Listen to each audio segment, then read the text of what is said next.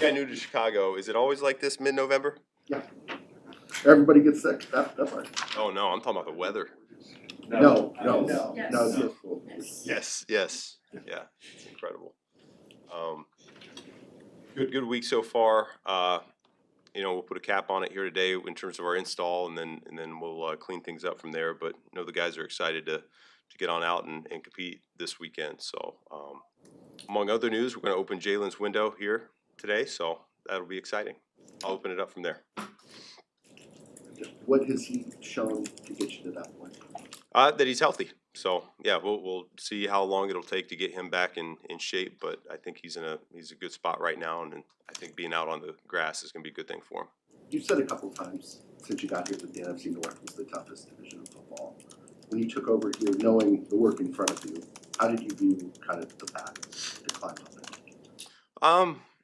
Yeah, I mean, I guess I probably don't look at it from that lens. It's I'm very much day by day and week by week, and I do think at any given week there's a way to win. There's a path to victory, and I don't think it matters who your opponent is. This league, there's just so much parity that you can go against a undefeated team or a team that hasn't won many games, and each week it's going to be a dogfight. So, but we're learning that way. We don't control who's on our schedule. Other than the fact you're going to have your division twice a year, and we focus on those games when they come to us. So been saying all along this week, we're 0-2 in the division right now. This is a big one for us. We desperately need this win. And with Jalen, obviously, I know no timetable, and I don't know what you guys were thinking when it first happened, but it seems pretty impressive that he's gotten to this point. I know you said you talked to him in the weight room. What's it kind of say about him that he's gotten himself to this point? Yeah, I mean, he wants to be out there with his guys. It has not gone. This year has not gone the way he really envisioned it. You come in and it happens during the summer, the initial, and you miss training camp, and then you're hopeful you're back to where you were before, and you get hurt in the first game back, and I think he really wants to be out there, and so he's worked his tail off to get to this point, and it's on us as coaches to put him in a good spot here going forward to get him ready to compete here in the rest of the year. You talked about wanting to be at your best football in December down the stretch. Have you let yourself think about what adding Jalen to that defense would do for that vision?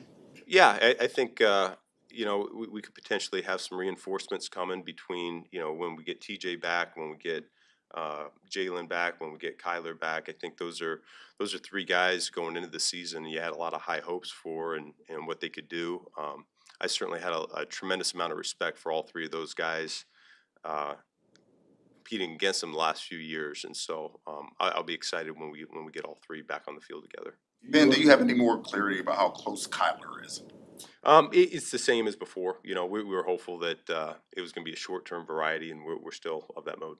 Do you look back on Jalen and think maybe we shouldn't have put him out there at that point, or was that just the information at the time? No, we trust our medical, and we felt really good about him being healthy, and it's happens sometimes. It's he wants to go out there, he wants to compete, he wants to win, and we'll be really smart with the information we have at hand in terms of putting him in a good spot and at the same time helping our team. Kevin O'Connell was talking the other day about how we live in a world now where everybody wants answers about the quarterback, not just quarter to quarter, but play to play, and how he's kind of had to learn how to live in that. How do you view that, and do you kind of embrace that, or do you tell your guys, no, don't even, just keep your eyes forward?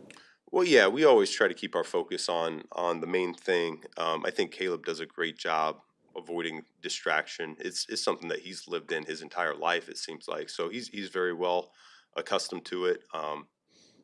And I think he understands that the people that are close to him, those are the ones that should carry the most weight in terms of what their opinion is and how he can improve. And so there's a lot of narratives of each play and this guy should do that or blah, blah, blah. Well, if you're not in the building, you don't really know what's being said. And so I come in each week, and I've been pretty consistent all along. I'm very pleased with how he's been progressing. But yeah, I mean, I think that's where we are as a league right now. Is everyone wants instant gratification. You win a game, and next thing you know, you're Super Bowl contenders. You lose a game, and next thing you know, you're out of it. And so that's the world we live in, and it certainly goes to quarterback play as well. Why is the league like that? Why do you think that's the world we live in? Is that Well, extend beyond football, or yeah, I don't know. It's kind of, I think it's the climate that we exist in right now. And I really, I don't mind it, to be honest with you. I think that's what makes this game so much fun. It is really hard. It's so hard to win each week, and so that's why we're grateful when we do find a way to get a victory. And yet, we do try to keep the main thing, and the right perspective, so that we don't ebb and flow as much as maybe the outside world does.